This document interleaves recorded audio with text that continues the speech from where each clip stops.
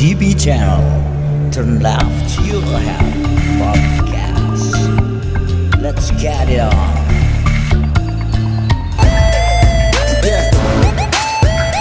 Assalamualaikum warahmatullahi wabarakatuh.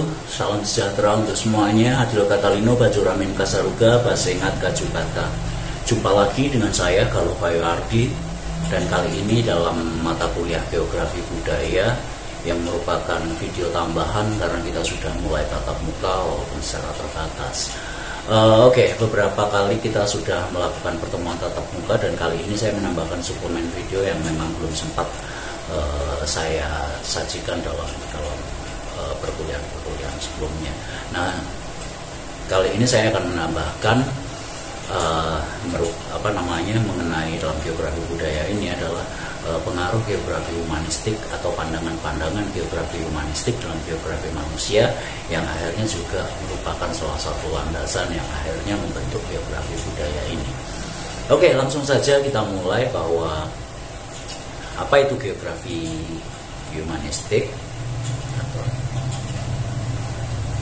Oke, di sini ketika kita berorientasi pada geografi humanistik yang bersifat humanistik ini melihat segala sesuatu dari sudut pandang manusia, bukan bukan melihat manusia, justru bagaimana kita beranjak sebagai manusia melihat fenomena-fenomena keuangan, fenomena-fenomena kewilayahan lingkungan kita sekitarnya, dan juga bagaimana kita sendiri sebagai manusia dan kita semua sebagai manusia ini memandang atau memaknai, merasakan atau sense of place tentang ruang sebagai suatu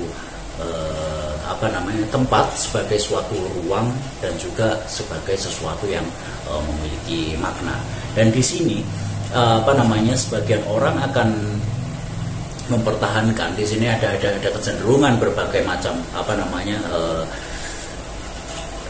bahwa manusia atau orang-orang di sekitar kita itu akan mempertahankan cara berpikir karena dasar-dasar tertentu, bisa keyakinan berdasarkan keilmuannya, bisa keyakinan berdasarkan apa yang dia rasakan dan dia lihat sendiri secara subjektif, dan juga kesepakatan bersama. Selain itu juga kepercayaan atau misalnya dengan landasan iman dan agama. Ada juga yang mempertahankan gagasan atau ide-ide itu telah dibentuk berdasarkan latar belakang etnis, berdasarkan latar belakang gender atau jenis kelamin, berdasarkan posisi kelas sosial, karena orang dengan kelas sosial yang tinggi itu tentu saja berbeda dalam melihat sesuatu atau melihat di sini dalam arti ruang, sebuah wilayah atau sebuah tempat.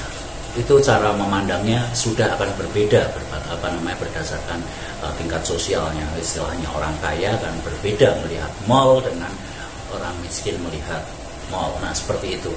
Oke, berikutnya juga ini mengenai apa sih sebetulnya bahwa dalam geografi humanistik yang akan menjadi landasan dari geografi budaya ini dan membuat kita semua ini memiliki interpretasi atau penafsiran atau pemaknaan yang berbeda antara satu orang dengan orang lain berdasarkan variasinya.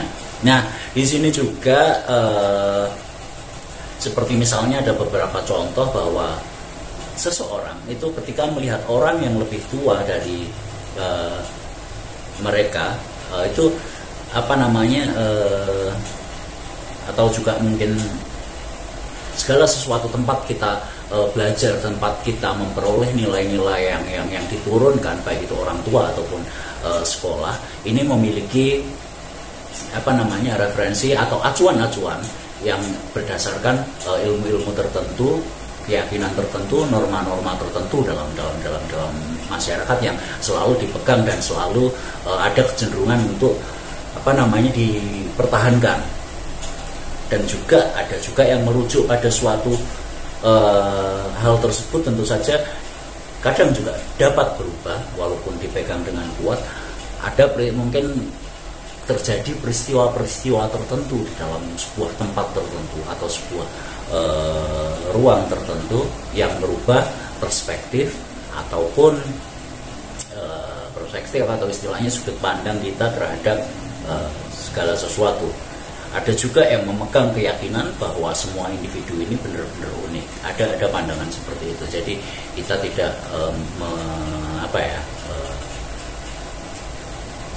istilahnya menganggap semuanya itu sama, universal. Itu tentang pendapat-pendapat manusia itu sangat manusia itu merupakan makhluk yang unik, dan itu merupakan dasar kalau misalnya kita melihat dalam ilmu-ilmu behavioral, karena geografi behavioral pun ada di sini. Dan jadi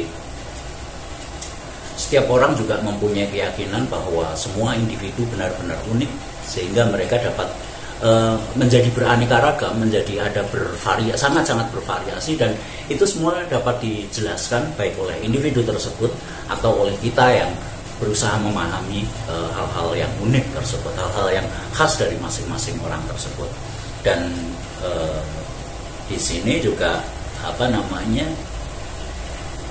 setiap orang juga akhirnya berbeda-beda dalam mengambil sikap, menentukan keputusan, memiliki ide-ide yang berbeda, sehingga pola perilaku atau tindakan-tindakannya itu berbeda antara satu dengan yang lain, dan menghasilkan wujud-wujud budaya material yang berbeda-beda juga di sini. Nah, di sini pemahaman dan perbedaan pemaknaan antar individu ini penting sekali menjadi penekanan sebelum kita melanjutkan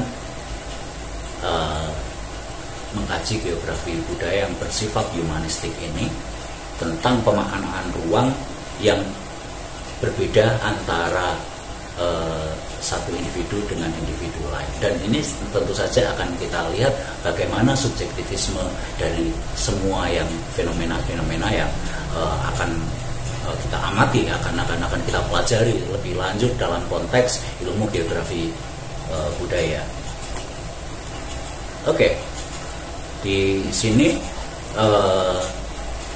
salah satu di sini awal mula geografi humanistik.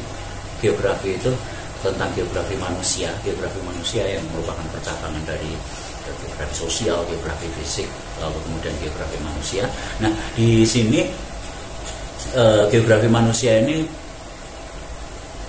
pernah terbagi atau bisa kita lihat sebagai ada dua mazhab atau dua aliran atau dua pendapat, bahwa di sini terbagi menjadi mereka yang disebut geografi humanistik dan kemudian geografi behavioral istilahnya, seperti dalam slide ini.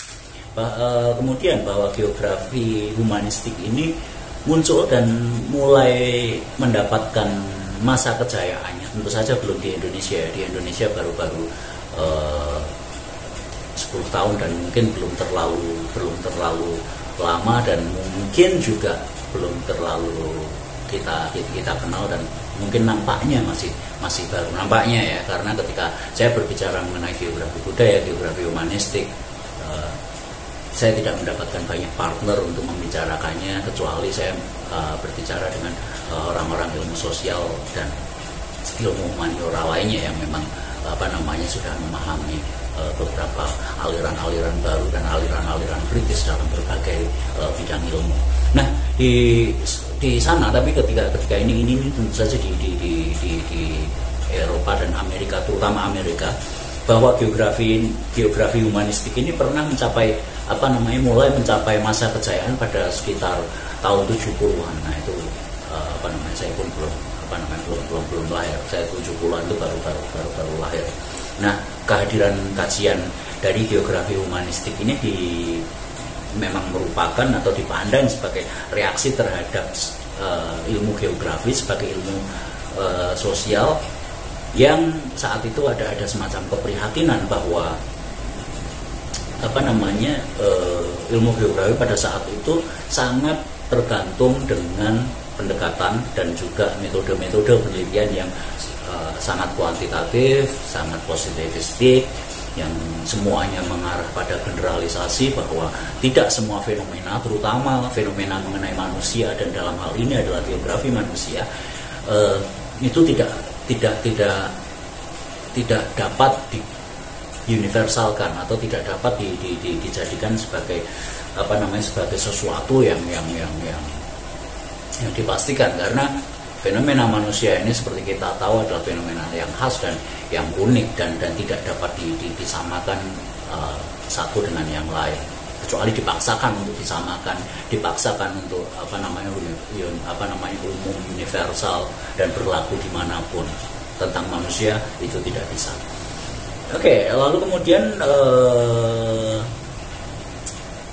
ilmu spasial oleh biografi Marxis pada saat itu dianggap dalam ilmu biografi karena menggunakan pendekatan kuantitatif atau pendekatan perhitungan dan lain sebagainya, sehingga semuanya dikaji secara akumulatif, secara kelompok, secara semua menjadi universal, semua menjadi ini adalah sesuatu yang sama. Ini adalah sesuatu yang ketika diputuskan adalah tidak ada variasi lagi, tapi ditentukan dengan skor, sehingga menjadi kesimpulan yang banyak hal yang terwakili, sehingga dianggap untuk menyingkirkan individu-individu tertentu. Jadi karena sebetulnya masing-masing individu itu berbeda, kalau bisa dikelompokkan, tapi tidak satu kelompok, tapi sangat bervariasi di sana, terutama dalam dalam pandangan terhadap fenomena tempat, ruang, dan juga pemaknaan terhadap dua hal tersebut dan lingkungannya tentu saja. Dan geografi sebagai ilmu spasial ini terlalu menekankan kolektivitas, tren, masa yang banyak, dan juga struktur yang memang berlaku, yang seakan-akan struktur tersebut tidak dapat berubah. Padahal ketika kita lihat hari ini yang namanya struktur apapun itu sangat-sangat dinamis, dan nanti akan akan dikaji lagi. Istilahnya yang mengkaji hal itu adalah biografi poststruktural.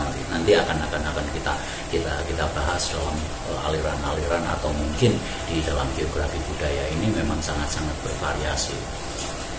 Dan akhirnya geografi humanistik ini menempatkan penekanannya pada pengalaman, pemahaman pribadi tentang lanskap atau tentang alam ini, dan juga lingkungan-lingkungan yang dinyatakan dalam sebuah konsep bahwa setiap manusia yang ada di ruang tertentu, baik itu ada terhadap ruang ataupun tempat, dia memiliki sense of place, atau kita mungkin terjemahkan menjadi rasa terhadap ruang, atau perasaan kita terhadap ruang tertentu.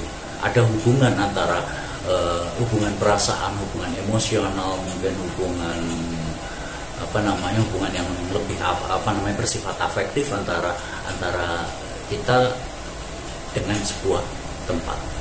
Sense of place di sini. Ketika kita berbicara sense of place, ini nanti yang berikutnya akan menjadi tekanan dalam geografi budaya. Jadi kita tidak melihat bahwa segala sesuatu ini kita lihat sebagai dari diri kita sebagai manusia dalam memandang ruang, bukan kita sebagai ahli yang menentukan, mengklasifikasikan ruang, tapi kita melihat kita dan di antara kita bagaimana mengklasifikasikan ruang dan memaknai setiap ruang ataupun tempat atau lingkungan kita.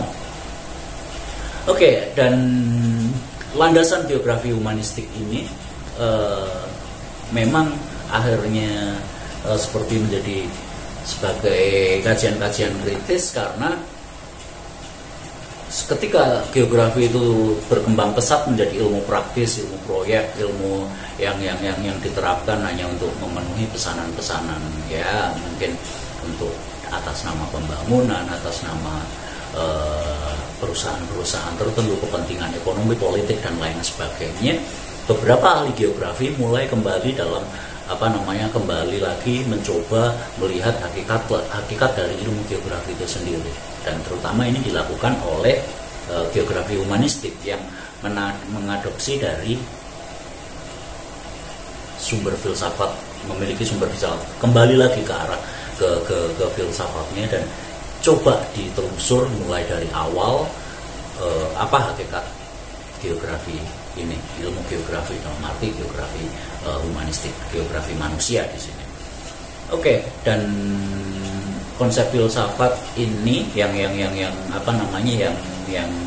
digunakan sebagai landasan adalah, pertama adalah filsafat eksistensialisme, filsafat yang menekankan bahwa segala macam itu tidak ada ketika kita tidak berpikir. Nah, semacam itu. Jadi suatu pandangan yang menekankan bahwa keberadaan manusia sebagai individu itu mendahului masyarakat dan budayanya yang bersifat kolektif. Terdapat anggapan bahwa manusia itu dalam kesehariannya ditentukan dipaksa untuk menentukan sifat dan keberadaan mereka sendiri, bahkan termasuk pilihannya untuk tidak melakukan apa-apa.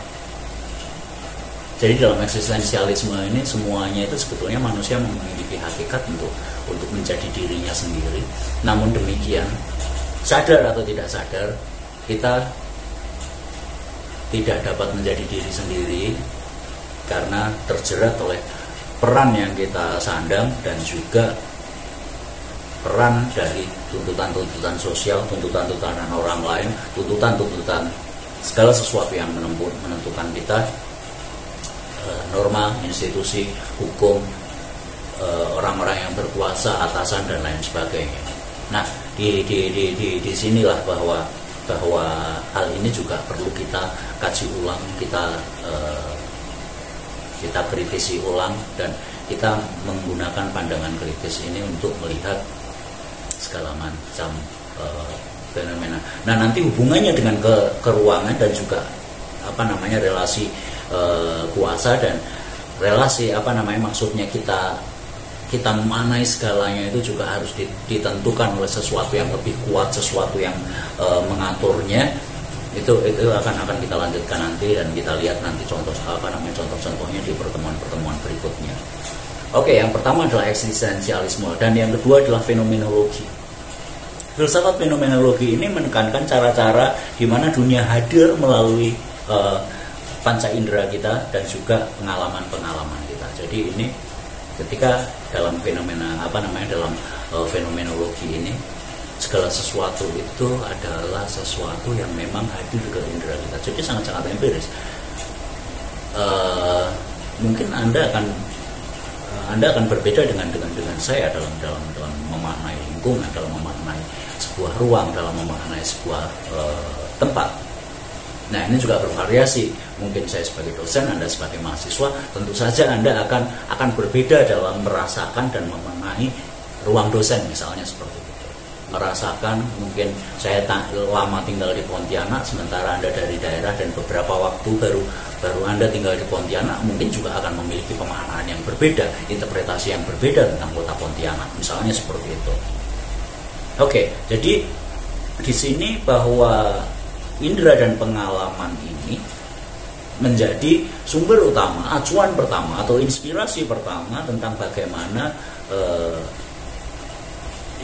pandangan-pandangan manusia, yaitu kita sendiri, kita semua, pandangan manusia terhadap yang saya katakan tadi, sense of place, tadi rasa atau perasaan, sense of place, bagaimana kita mengindra, mempunyai kesan baik itu secara kognitif dan afektif, itu tentang apa yang kita rasakan terhadap ruang atau tempat tertentu. Lalu kemudian di sini eksistensialisme dan fenomenologi inilah yang akhirnya tetap menjadi pijakan, terutama geografi manusia, yang keberadaan manusia di sini dilihat dari cara manusia itu sendiri dalam menghadirkan dunia. Jadi sebetulnya bukan kita yang hadir, tapi ketika kita sadar dunia itu hadir, dunia itu kita maknai, dunia itu kita rasakan dengan panca indera kita lihat, kita bisa mengindra, mencium bau tanah, bau dedaunan, bau asap kendaraan bermotor di sebuah kemacetan. Kita bisa melihat keindahan, kita bisa melihat kekacauan, kita bisa melihat betapa berantakannya dunia, betapa indahnya alam dan lain sebagainya, sesuai dengan pengalaman kita sendiri. Nah, itu semua itu hadir ketika kita mulai membuka panca indera kita, ketika kita mulai peduli dengan lingkungan sekitar kita dan kita peka terhadap terhadap lingkungan, sehingga kita memiliki perhatian tertentu. Kita memandang, oh seperti ini kacau, ini indah, ini berantakan, ini kotor, ini ya kita tidak peduli dan lain sebagainya. Dan ini semua melalui pengalaman indrawi. Dan oke, kita mungkin panca indera kita lengkap, tapi kita seringkali tidak menggunakannya secara benar. Bukan tidak menggunakannya secara benar. Ketertarikan panca indera kita ada di sesuatu yang berbeda, dan kita seringkali tidak mengindra segala sesuatu yang mungkin bagi kita tidak menyenangkan, yang mungkin bagi kita tidak menarik, yang mungkin bagi kita juga tidak menguntungkan memperhatikan hal tersebut. Misalnya seperti botol-botol plastik di selasar, lalu kemudian botol-botol makanan-makanan di tempat kita duduk-duduk dan lain sebagainya. Kita juga tidak begitu memperhatikan bahwa tempat sampah itu ada hubungannya dengan botol-botol yang ada di selasar. Nah, seperti itu. Apakah sense of place-nya itu memang mungkin tidak ada, inderanya ada, kita bisa melihat, tapi itu di luar perhatian subjektif, atau dianggap bahwa hal tersebut tidak ada hubungannya dengan kita, tidak ada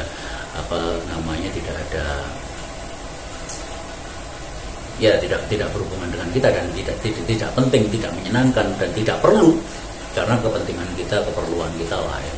Misalnya seperti itu. Nanti akan saya jelaskan dalam pertemuan, kita akan bicarakan dengan perlahan-lahan. Oke, jadi di sini pengalaman indrawi kita itu sangat-sangat penting. Nah, ketika kita memperoleh pengalaman indrawi, itulah yang akan kita amati dengan kita mulai berefleksi dan melihat ruang, tempat, apa yang kita rasakan, apa yang dirasakan oleh orang lain, apa yang dirasakan oleh mereka yang melakukan interaksi di dalam ruang dan tempat tersebut. Kaitan antara interaksi manusia dengan tempat, dengan lingkungan di sekitarnya. Oke, dan di sini kita coba sedikit kita simpulkan bahwa geografi humanistik memiliki titik awal. Kita memiliki asumsi bahwa tidak ada kemungkinan, alias tidak ada yang mungkin tidak ada yang mungkin dipelajari dalam dunia nyata tanpa perasaan, tanpa pemikiran, dan tanpa pemahaman. Dan bagaimana proses pemahamannya? Ya tadi, pengalaman indrawi yang hadir, pengalaman indrawi yang mungkin pengalaman indrawi yang dapat kita rasakan, yang apakah itu hadir atau tidak. Mungkin kita melewati sebuah ruangan tertentu, tapi pemaknaannya tidak pernah hadir karena kita tidak peduli, karena kita tidak melihat, karena kita tidak membaca. Nah, oke. Berikutnya kita akan melihat bagaimana konstruksi tentang ruang, tempat, dan makna. Oke, kita melihat yang pertama di sini space atau ruang. Maaf, saya tidak menerjemahkan ini. Dan di sini dalam humanistik ini yang nanti tentu saja akan kita pelajari dalam geografi budaya. Dan ketika kita ditanya mengenai geografinya di mana ketika kita mempelajari geografi budaya, kenapa tidak seperti yang lain-lain? Kenapa tidak ada batunya? Kenapa tidak ada jenis tanahnya? Kenapa tidak menjelaskan atmosfer secara ilmiah terukur dan lain sebagainya? Karena kita menggunakan tiga pandangan ini, paling tidak tiga pandangan ini. Jadi disinilah hubungannya antara geografi dengan ilmu budaya, geografi dengan pemahaman manusia yang akhirnya kita sebut sebagai geografi budaya. Yang pertama ada space, place, and meaning atau ruang. Kita sering berbicara bahwa hal yang berbau keruangan atau ruang yang kita pelajari, lalu kemudian tempat, lalu kemudian pemaknaan atau kita apa yang kita rasakan, apa yang kita definisikan terhadap ruang tersebut adalah tempat. Nah, di sini tempat memang merupakan ada dua hal antara ruang dan pemaknaan. Atau pemaknaan ini juga disebut perception feeling atau persepsi tentang perasaan kita terhadap ruang di sini tentu saja. Nah, Di sini bisa kita lihat bahwa ruang, apa sih yang dimaksud ruang? Ruang ini patokannya dia memiliki koordinat kartesian. Nah, koordinat kartesian ini bisa bisa dengan menggunakan derajat atau letak lintang dan lain sebagainya. Bisa menggunakan ada titik-titik koordinat dalam ketika Anda diajari membaca peta dan melihat peta, letak absolutnya itu yang sering dikatakan koordinat kartesian. Lalu kemudian tempat atau batas-batasnya itu jelas. Batas-batasnya sejelas di dalam peta. Ruang itu dibatasi secara jelas. Misalnya ruang atau administratif atau batuan-batuan tempat di mana jenis batuannya berbeda, jenis tanahnya berbeda, itu dibatasi secara jelas ketika kita berbicara tentang keruangan dengan koordinat yang jelas tadi, dengan titik absolut tadi. Lalu kemudian ini bersifat ketika kita berbicara tentang keruangan ini sangat-sangat akademis, sangat-sangat keilmuan, dan ini para akademisi atau para ahli yang ada di universitas dan lain sebagainya ini menggunakan space ini digunakan oleh mereka ketika mereka akan menceritakan atau mendeskripsikan secara ilmiah. Oke, lalu kemudian di sini mudah untuk diartikan, definisinya jelas mengenai space ini, mengenai ruang ini jelas, karena ya tadi ada koordinatnya jelas absolut di titik sekian derajat, lintang utara, lintang selatan, atau bujur barat, bujur timur, dengan angka tertentu dan tidak meleset, atau terutama ketika kita menggunakan GPS dan GPS-nya pas akurat. Dan ini yang terakhir adalah objektif, ya di situ tempatnya, ya di situ digambarkannya sebagaimana ada di dalam peta. Nah, di sini secara spasial ini memang sangat-sangat identik dengan peta 2 dimensi, seperti misalnya ya mungkin ada kalau hal ini sekarang juga Anda akrab dengan Google Map dan lain sebagainya, dan tentu saja ketika Anda telah mengambil kartografi lalu kemudian mengambil ROSIC, tentu saja Anda akan jelas dalam mendefinisikan, telah paham sekali dalam mendefinisikan ruang ini. Tapi saya memberikan sedikit di sini batasan-batasannya untuk membedakan antara ruang dan kemudian pemaknaan. Nah, sementara untuk yang pertemuan antara pemaknaan dengan ruang itu ada namanya istilahnya place atau tempat. Di sini sangat-sangat fenomenologis, subjektif banget. Lalu kemudian ada hubungan dinamis atau istilahnya hubungan. Kita sering memaknai tempat itu kadang-kadang berubah-ubah. Saat ini kita mengatakan tempatnya indah, mungkin nanti atau besok kita katakan tempat ini membosankan dan lain sebagainya. Makanya sangat-sangat dinamik, relasional. Jadi hubungan kita dengan tempat tersebut itu bisa kadang-kadang bosan, kita kadang-kadang kita kangen, kadang-kadang kita mengatakan indah, kerasan dan lain sebagainya. Dan ruang ini bukan saja ruang sempit, tapi misalnya ketika kampung halaman dan lain sebagainya, itu sebagai contoh. Dan tempat ini berkaitan dengan kehidupan sehari-hari kita, pengalaman kehidupan sehari-hari kita. Misalnya ketika Anda saat ini ya kos-kosan, jalan menuju kampus, kantin, warung kopi, atau kemana biasanya Anda hangout atau menghabiskan waktu, ya Anda bergerak dari satu ruang ke ruang lain, dan tentu saja ini membawa pengalaman keseharian Anda. Anda tentu saja akan mungkin merasakan hal yang berbeda ketika Anda mungkin ada di warung kopi, ketika Anda berada di kampus, ketika Anda berada dalam kelas, ketika Anda juga di kos Anda. Oke, kemudian di sini juga tidak memiliki batas yang jelas, batasnya samar-samar, lalu kemudian batasnya tidak jelas dan sangat-sangat subjektif. Dan ketika kita menunjukkan sebuah tempat ini, seringkali apa yang kita tunjukkan itu tidak bisa dipahami, atau kita menunjukkan suatu tempat orang lain bisa kesasar karena tadi tidak memiliki titik absolut, karena tadi tidak memiliki kita mengatakan kiri kanan, Nah, kiri dan kanan seseorang itu juga relatif kan, tergantung kita menghadap kemana, kiri jalan kanan jalan. Tapi ketika kita mengatakan bahwa di jalan, misalnya di jalan Ahmad Yani, di sebelah sisi utaranya atau sisi selatannya, selatan jalan Ahmad Yani, mungkin akan secara absolut kita tidak peduli kiri kanan. Tapi ketika kita mengatakan bahwa kiri kanan jalan Ahmad Yani, kita akan mengatakan kalau kita dari arah bandara yang kanan jalan, bagi kita yang dari arah misalnya Rumah Sakit Antonius, itu juga dia ada di sebelah kiri, dan sangat-sangat relatif sekali ketika kita berpatokan pada kiri kanan, bukan arah mata angin. Jadi ini sangat-sangat ketika kiri kanan ini sangat subjektif, tidak seperti ketika kita menunjukkan arah utara, barat, timur, selatan, arah mata angin. Nah, seperti itu. Oke, jadi ada kemungkinan salah.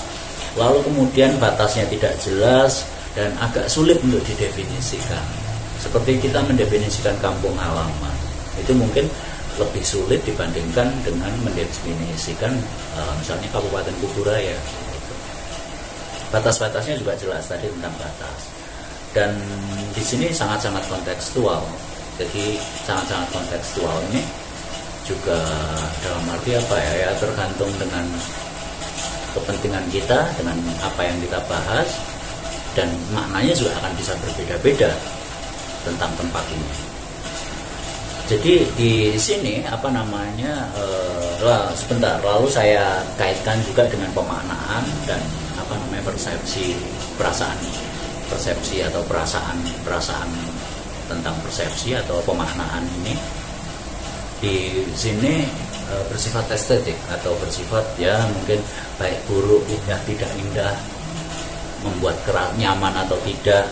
Lalu kemudian di sini adalah sebuah seperti ketika kita mengatakan sebuah konotasi, jadi ada image, ada citra atau pencitraan di sana, bahwa misalnya ketika kita berbicara tentang ruangan, tentang Indonesia, kita bisa katakan ada istilah istilah yang konotatif seperti istilah tumpah darah, tanah air misalnya. Ada makna-makna yang sangat-sangat konotatif, tidak yang sesuai dengan perasaan kita. Tempat saya hidup, tempat saya dan lain sebagainya, berkaitan dengan kepuasan, ketidakpuasan, berkaitan dengan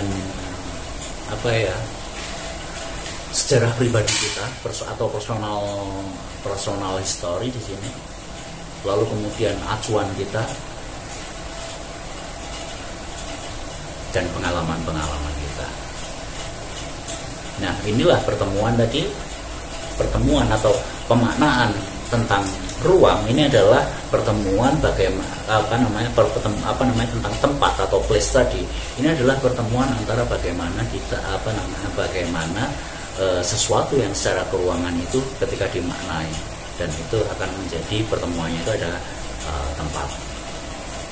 Nah, kalau kita mau mau membuat itu lebih akademik, lebih ilmiah dan lain sebagainya, kita menggunakan ilmiah dalam arti secara fisik ya, karena yang secara fisik itu yang dianggap ilmiah, sementara yang subjektif. Nah, dalam geografi budaya kita lebih akan melihat yang place and meaning, sementara secara spasial itu untuk memperjelas atau untuk menerjemahkan apa yang ada di dalam yang kita tangkap secara subjektif yang mungkin sangat beraneka ragam, bervariasi ini dalam konteks keruangan supaya dapat diperjelas. Oke, mungkin saya akan jelaskan lebih lanjut lagi mengenai materi ini dalam pertemuan tatap muka kita. Dan untuk video ini ya mungkin untuk mereka yang atau siapapun lah yang mungkin sedikit mau nonton atau mendengarkan atau memperhatikan video saya, mungkin dianggap menarik, entah ini membingungkan atau jelas, tapi secara personal dengan chat ataupun kita bertemu, kita bisa mendiskusikan ini supaya menjadi lebih jelas. Oke, saya cukupkan sekian untuk video mata kuliah video tambahan untuk mata kuliah geografi budaya ini dalam semester ini, semester ganjil tahun ajaran 2021-2022, semester satunya, semester ganjilnya, dalam kajian atau dalam penjelasan sedikit untuk melengkapi geografi budaya, yaitu geografi pandangan dasar geografi humanistik. Oke, saya cukupkan sekian. Saya ucapkan Assalamualaikum warahmatullahi wabarakatuh. Salam sejahtera, adil kata lima bacurangin kasaruga, bahasa yang agak jugata. Saya Galuh Bayu Ardi undur diri dan sampai jumpa di video berikutnya. Terima kasih.